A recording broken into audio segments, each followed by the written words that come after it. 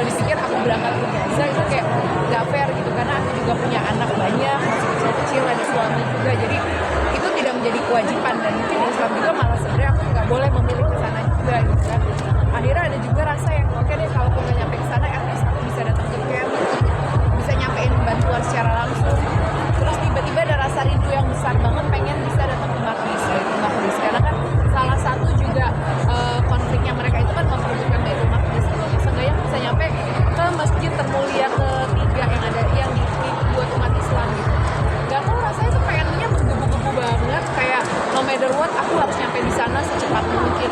Terus ketemu teman yang girohnya sama Indah Dari gitu. Jadi aku lihat Indah Dari itu ternyata sering banget pulang balik Aqsa, dan selain itu juga dia selalu datang ke camp. Akhirnya aku bilang, Indah, please ajak aku ke Aqsa kapan gitu. Aku tahu yang paling susah minta izin sama Mas Hanung.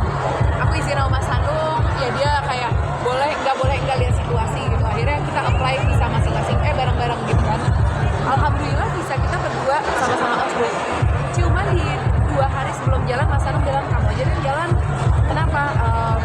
Aku ada kerjaan dan biar aku yang jaga anak. Karena ketika kita masuk ke sana kan kayak berarti kita menyerahkan keselamatan kita kepada musuh gitu kan. Dan Indonesia juga nggak punya hubungan diplomatik sama Israel gitu. Jadi untuk keselamatan kan sebenarnya tidak bisa dijamin oleh pemerintah gitu. Karena Mas Hanung kamu yang jalan, aku jaga anak-anak lagi tugas. Ya udah, alhamdulillah aku sepanjang jalan tuh kayak, ya Allah, semoga hati Mas Hanung gak digoyangin lagi, aku boleh berangkat ke sini. Jujur selama perjalanan aku juga kayak agak surprise, kira Mas Hanung gak komplain, Mas Hanung gak tiba-tiba stop ya, jangan jadi masuk. Dia ngirim beberapa berita, tapi aku bilang gak usah lihat Instagram ya, pokoknya kamu dengar berita dari aku, karena kadang apa yang kita lihat di medsos lebih serem dari apa yang sebenarnya gitu kan. Maksudnya karena kan emang aku gak masuk ke daerah Gazanya, kalau Gaza kan emang chaos banget gitu. Dan aku maksudnya ke Baitul Maqdis, dimana aku bayangkan bahwa Baitul Maqdis dan sekitarnya itu kan adalah tempat beribadah 4 agama terbesar gitu. Jadi Zionis dan yang lain pasti ketika mau menyerang daerah tersebut mikir juga gitu. Ya udah, jadi alhamdulillah aman, Mas Hanung nggak banyak komplain, aku bisa masuk ke sana, bahagia. Itu rasa yang nikmat banget. Aku baru ngerasain kepasrahan paling tinggi dalam hidup aku tuh main ke sana. Aku tuh takut naik pesawat. Selama perjalanan ke sana, aku bisa tidur di pesawat dari sebelum take off. Pas kebangun juga, oh gue di pesawat, ya udah.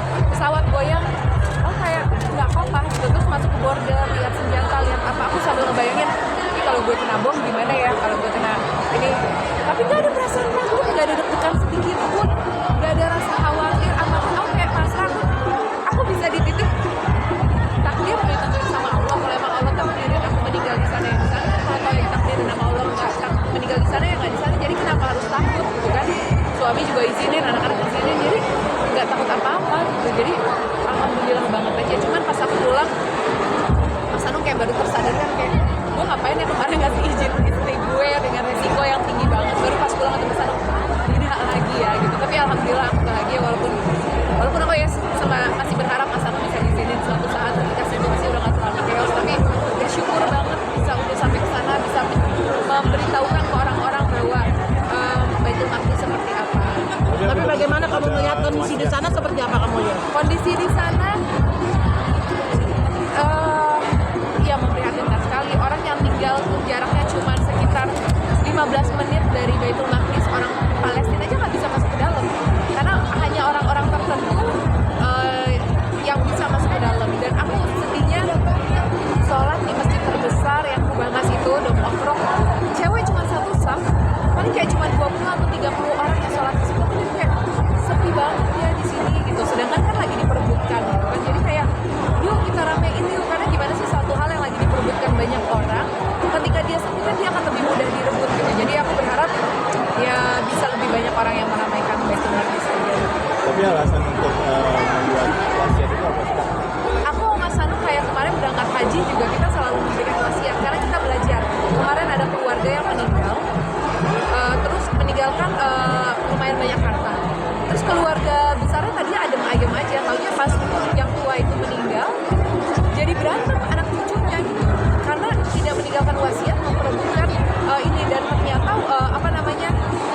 warisan sesuai hukum pemerintah Indonesia dan warisan sesuai hukum Islam itu bagiannya berbeda, hitungannya berbeda. Jadi kita sama-sama Islam, tapi dia bilang ya gue ngikutin